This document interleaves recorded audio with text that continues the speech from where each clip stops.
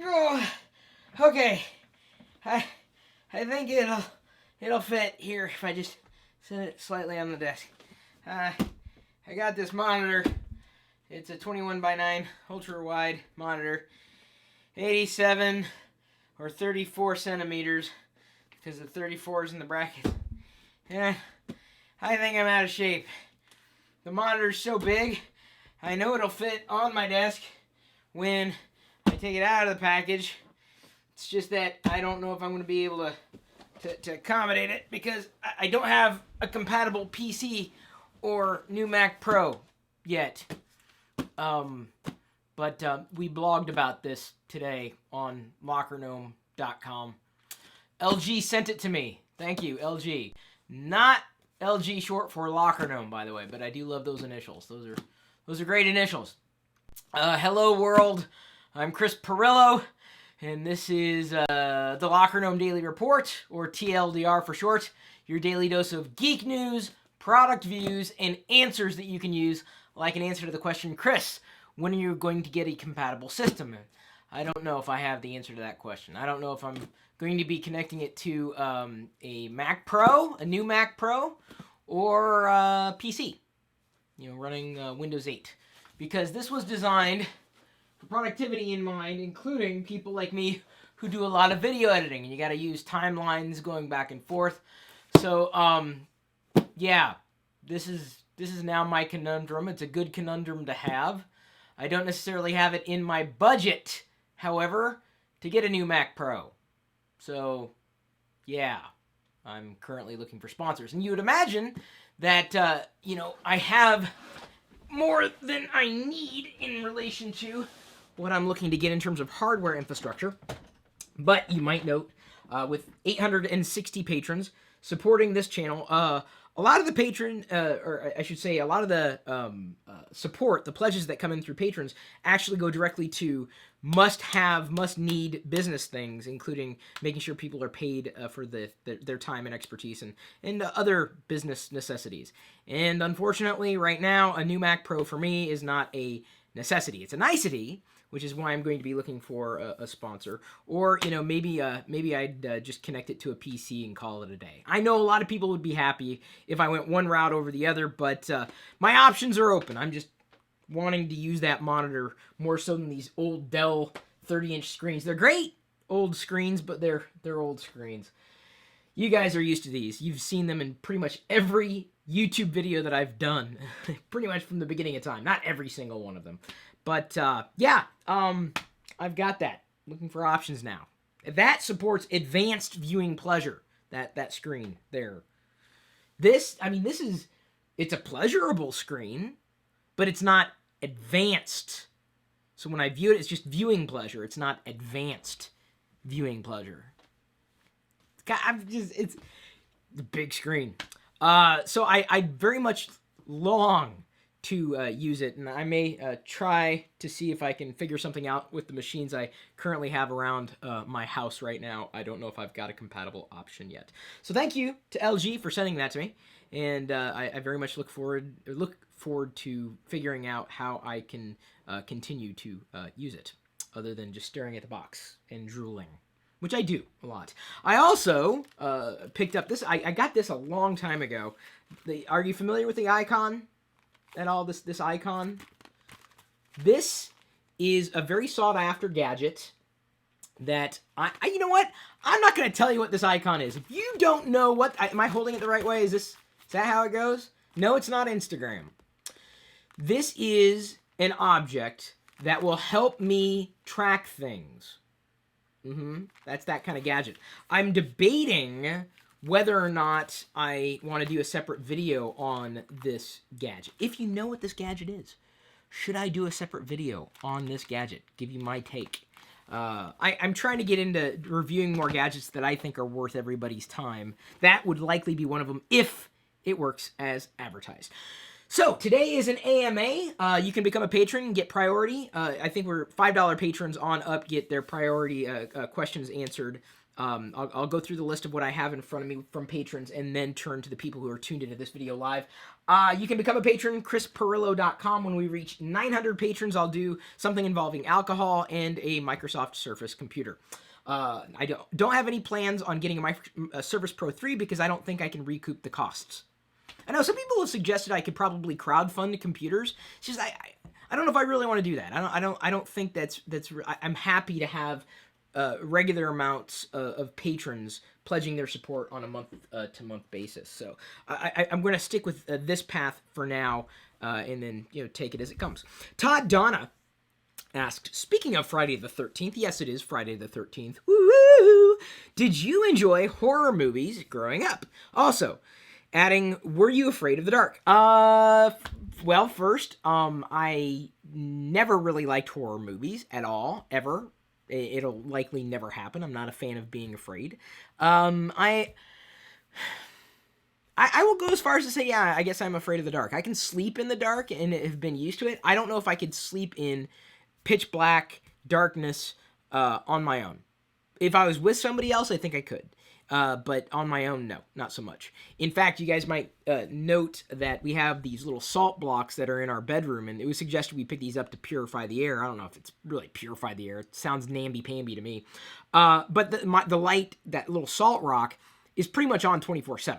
I don't mind having it on at all. It illuminates the room at night, and I feel better with it on than I would with it off.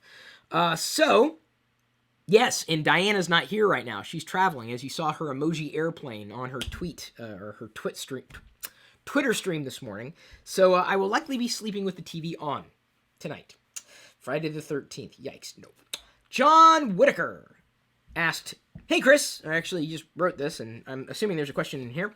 I've always built my own computers and the latest version of Microsoft Windows, but whenever a new Windows came out, I have to pay for that new copy. Why can't Microsoft give free upgrades to latest Windows for people who have got an untouched copy of Windows? I really do like the way Apple gives everyone free upgrades. I would love to get an Apple computer, but what holds me back is I play a lot of games on my PC using the Steam account over the years. I've got a big collection now. Well, John, this is a question that's a common question, really. And I'm of the mindset that, yes, Microsoft probably is going to soon be in the position of having to give Windows away to consumers. They make a lot of money in enterprise, but I think Android is kind of eating their lunch. And can I use that metaphor? Is that fair to use in this context? Or I not just eating their lunch, they're having Microsoft for lunch. I think that's more fair of a metaphor to use.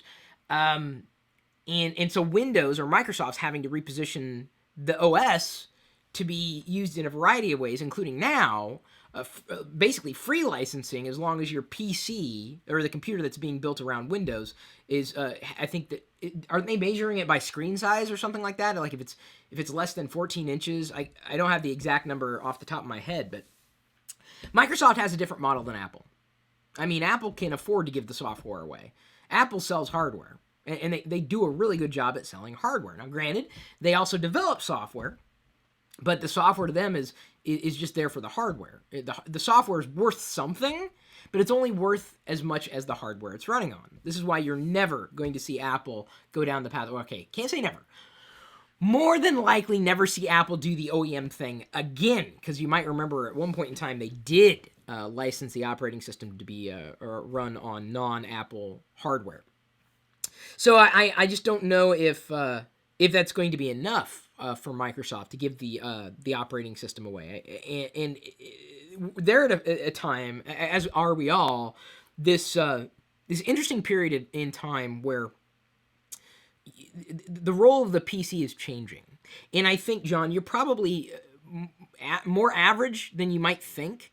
You use a PC, you're gaming on it, you want to keep those games. And staying within the world of Windows, I think is it's fine. I don't have any issue with that. But you can't expect Microsoft to play by Apple's rules because they're different companies.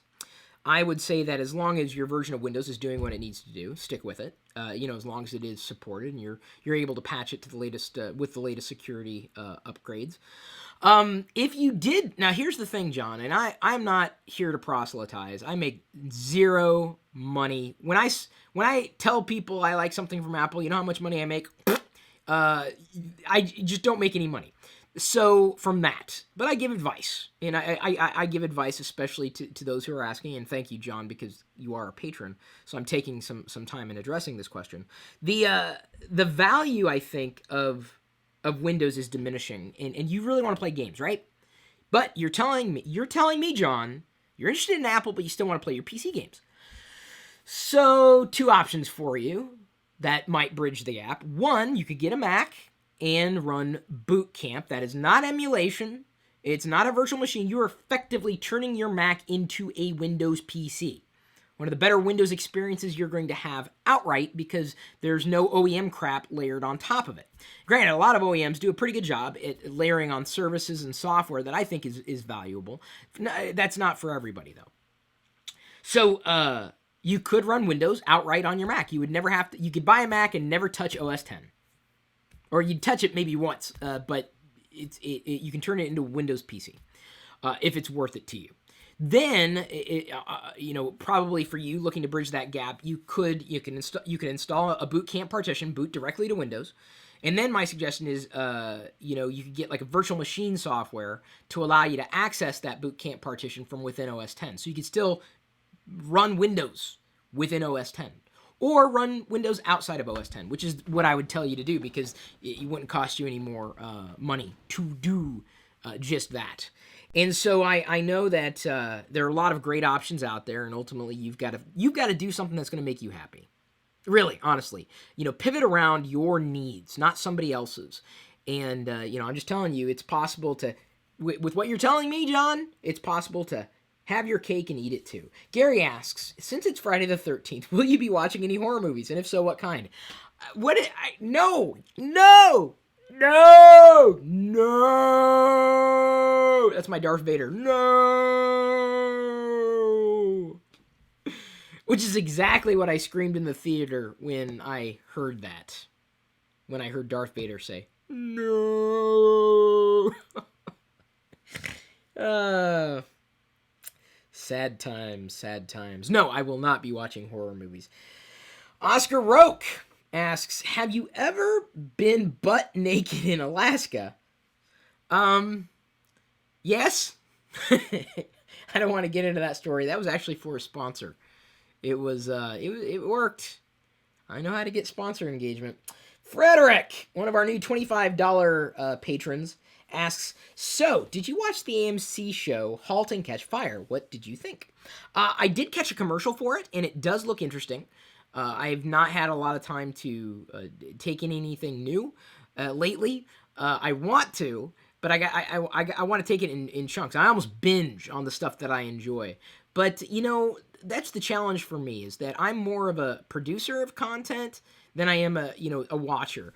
But I find something that I really like, and I'll latch onto it. It really depends for me on what my peers say. Like if I keep seeing people say over and over and over again that it's a good series, then I'm likely at some point to catch on. Doctor Who, one example. Game of Thrones, another example. I ended up catching up on these shows because, they looked interesting to me. And, a lot of my friends and peers were talking about the program. So I thought I'd, jump right in. And I did. And it worked out very well. By the way, I haven't uploaded today's TGIF. That'll be going up this evening. TGIF, tips, guidance, information, facts. Today I'm going to teach people how to get started with Star Wars. You should enjoy that. Yesterday I hope you guys watched the Lego Ghostbusters set review and build. That was fun for me to do. Let's see here. Next question. Oh, earlier I had a problem. We had scheduled this live stream to happen at 3 o'clock Eastern when it should have been 3 o'clock Pacific. YouTube changed some settings on us. Oops. Sorry about that. Jesus says, hey, Chris, keep doing what you're doing. I will keep supporting. Awesome. Thank you, Jesus. I appreciate it. Matthew Purcell asks, how much, and by the way, Matthew, thank you. He emailed the patron address earlier, and he asked me this question, and I requested of him if he could ask the question in this comment thread on the Patreon page. The reason why is because it's just, for me, it's a little easier so that I can get to all the questions to make sure I get to everyone who's asked them. How much do you use your iPad mini if you still have one? I do still have one, and I do use the iPad mini.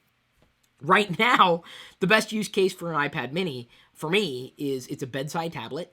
You know, I usually keep this tablet in this room because I can, and it's the one I usually use for show notes. I have a Samsung Note tablet from Intel in the bathroom because I can, because it's there. I get, you know, sent some products and I have to buy other products. Sometimes I'll turn around and sell them if it's something that I purchased. And I likely will sell like this current gen iPad Air when the new one comes out, and the same thing goes true or holds true for the iPad Mini. The iPad Mini I'm using, it's the Retina display, the latest one. It's a fantastic tablet, at least as far as iOS tablets are concerned, and I think the best use case I've found, you're gonna love this or hate this. It's when I'm doing videos like, okay, so you're gonna watch TGIF later, or I assume you're going to watch that video. I explained last week how I use a teleprompter setup, and I set the iPad down inside the teleprompter, or this little base that I showed it to y'all last week, so I don't want to dive too deeply into that right now. Either way, I'm sitting so close to this camera right now, I can touch it. Like, I'm sitting very close to the camera.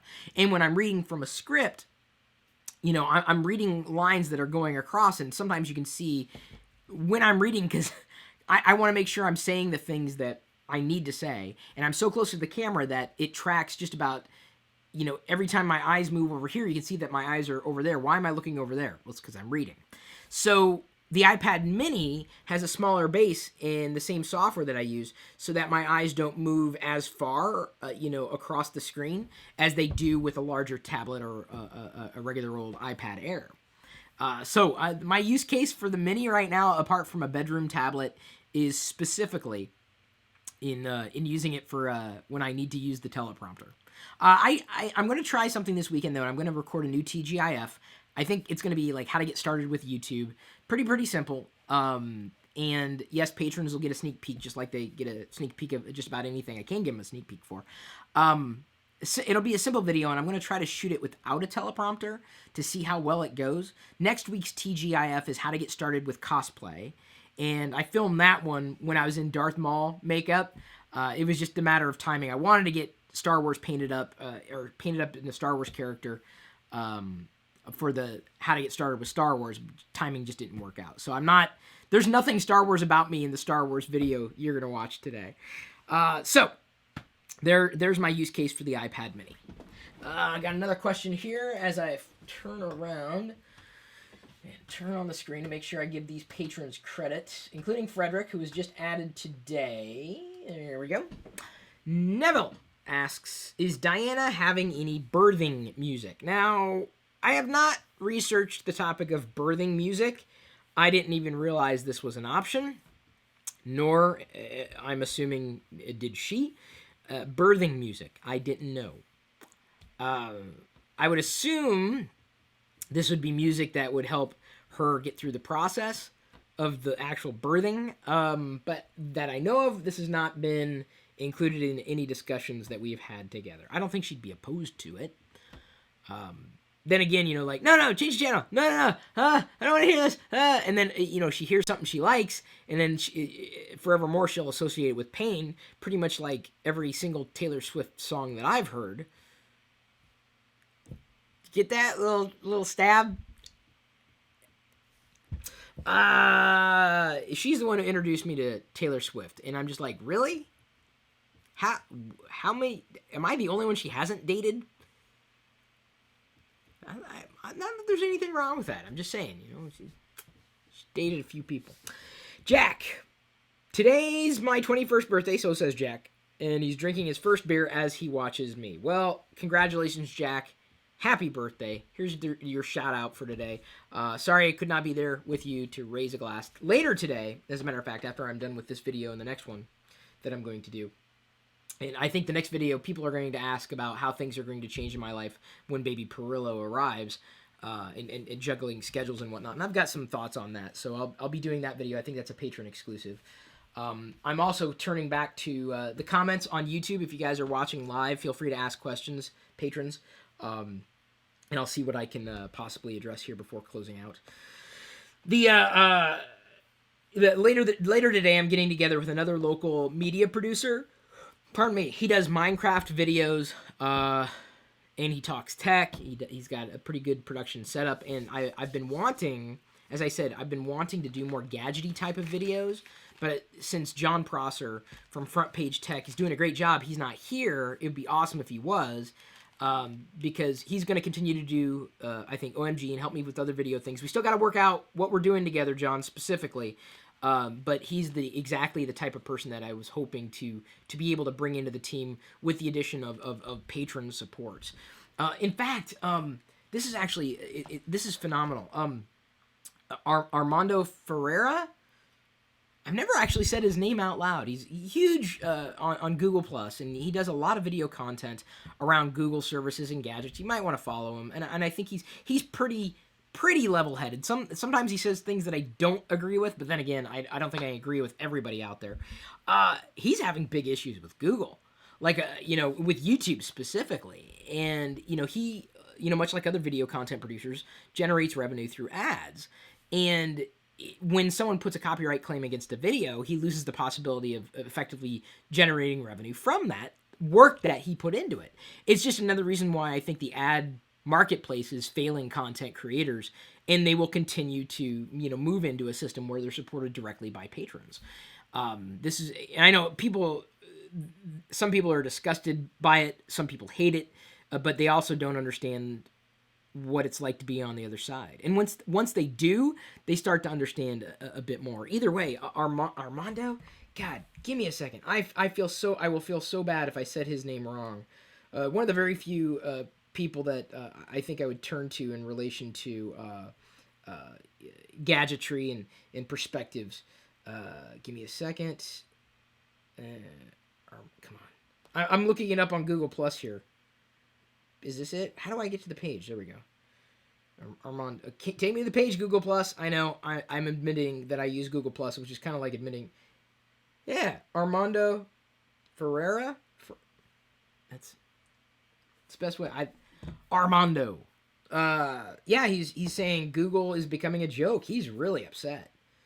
And this is a guy you would call him a Google fanboy. Like I mean, I'm not saying that I would call him that. I'm saying that many people might accuse him of being that, and I think he's a little more level-headed than that, which gives his perspective on Google a lot more weight than it might coming from somebody who doesn't know that much about Google or doesn't use Google's products or services. All right, so let me go ahead and hit refresh on the back end here. I said back end. Oh, yes, people are laughing. Are you laughing at me because I posted emoji on I figured I'm not watching the World Cup. I almost said I was watching, but I'm not. I'm not watching the World Cup, but I tweeted out emoji of Spain soccer ball monkey because I guess Spain lost to the Netherlands. And so it's funny how some people take it one way and some people take it the other way. I'm like, I don't know. I just know the World Cup's going on. This is what happened. I don't care. I'm not going for any particular team. Go good sports. Is that what you're supposed to say in these types of things? I don't know. That guy commenting asked if this is a 4K screen that I was holding up. It is not a 4K screen, unfortunately. Or fortunately, depending on your perspective, because it's about budgets and design and value, what you might need. 4K, it's getting there, and I've seen some reviews on 4K displays. I haven't made the leap or needed to make the leap because I don't even have a system that can handle a 4K display. I don't even have a system that can handle that display. I don't upgrade my desktops all that often. I know I'm not the only one who doesn't upgrade desktops all that often, or even notebook computers. I've had the Mac Pro that I've been running, or this system over here, for 6 years, and it's working just fine. Upgraded the hard drives to SSDs eons ago, and that kind of kept it rolling forward. And so I just don't find that I need to upgrade TVs or screens or anything like that all that often. I mean, maybe when the right deal comes along, and I mean, it's an amazing product, then it's a possibility, but it's still a remote possibility because I just don't, I as much as I know there are a lot of other gadget geeks out there, I'm not a huge gadget geek. I know I've said that so many times, hardware doesn't really get me as excited as it might get other people excited. I certainly enjoy it and look very fondly, at gadgets, but I tend not to see them the same way that other people do.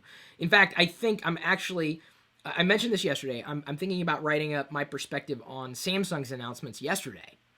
And I know you guys might be interested in what I think about that, but I mentioned how I'm going to do some things in writing. So that's going to be for the $10 patrons. I'm going to post over on Patreon some thoughts on what I saw. Because I wasn't there. I've never actually held the products, but I can tell you the kind of reactions I had when I saw what Samsung was announcing. Eric Zhu asked, is Lenovo a good computer company or tablet company? If not, what is? Not Apple. I like Windows. Well, okay, you can have an Apple computer and run Windows. We've already covered that. Please, Eric, do not be ignorant. Okay, it's a great question, and I will answer it, but please, do not make ignorant statements like that. That's a very ignorant statement. Apple is a company. Microsoft is a company. OS X is what you don't like, and that's fine. But you can still not like Apple and like Windows, but you also can run Windows on an Apple machine. Okay, I'm just saying. So yes, Lenovo is a good company. It's one of the very few PC manufacturers that are still driving forward today. As a matter of, can you enjoy the screensaver? I'm gonna go grab one of my Lenovo machines here. It's in the other room. I put it in the baby's room. Back here. I don't know if you can still hear me. I'm not even sure if this thing has any, but it's still got battery. Wow, 62% battery life. This is insane. I was sent this as a product that I'm doing actually a video. Can't really talk about. It's a collaboration of sorts, and I was sent this product, this particular Lenovo tablet running Android, specifically to demo in a video. And when I picked it up, I'm like, dang, that's kind of cool. It's a little kickstand here. It's a little flap. Goes right in there, and then the battery is, in here, I guess encased in the cylinder in the back. You can pop out the kickstand and stand it two ways, either like this or like this. And, I'm very happy with this. Very happy with the Lenovo Yoga, the Lenovo Yoga series, including the Windows machines. They are probably, oh yeah, this is a Yoga tablet, as a matter of fact. It's part of that series, just not running Windows, it's running Android. And very responsive, very clean, something that I would easily want to keep around. I was a fan of Lenovo, or I've been a fan, I guess, for years. If going all the way back to the ThinkPad, IBM ThinkPad, I don't know if I had, yes, I had an IBM ThinkPad. And then I think I had like one Lenovo branded. Wait, was it IBM or Lenovo? It's been so long. It's been so long. Yeah, but I mean, it's a strong brand. It's they're continuing to drive things forward. So if you're asking if it's a good company, yes, I've had products from Lenovo. I've used products from Lenovo, and I have no issues in recommending products from Lenovo. Mathieu K. Stark asks, are you watching the game? What game? Although it's kind of fun on Twitter, sometimes I'll like go, goal! I don't know what's going on. I do, and I even like sarcastically tweeted, oh, can you believe that play? Of course you can say that like any time of day, and inevitably someone says, I know! Oh, man. If it weren't for the World Cup, we'd have nothing to talk about this week. Adam Foster asks, what's your favorite retro gaming console? The Atari 2600. Absolutely. In fact, I read this article yesterday. Hang on. Do I have it in here? I have the Atari Throwback. I did a review on it a long time ago in now what is the blog channel. Atari is going to be reinventing itself, kind of rebranding, relaunching old video game franchises. I don't know if they're necessarily going to address the classic gamer like me, but they're not dead yet, and I expect to hear more from the Atari brand in the coming year. Chad Belair asks, do you think Apple will ever make a gaming system? A couple of fascinating articles about this, actually. I should put the links for you in the video description just so you can read them. I think Apple's this close to turning the Apple TV into a gaming console of sorts.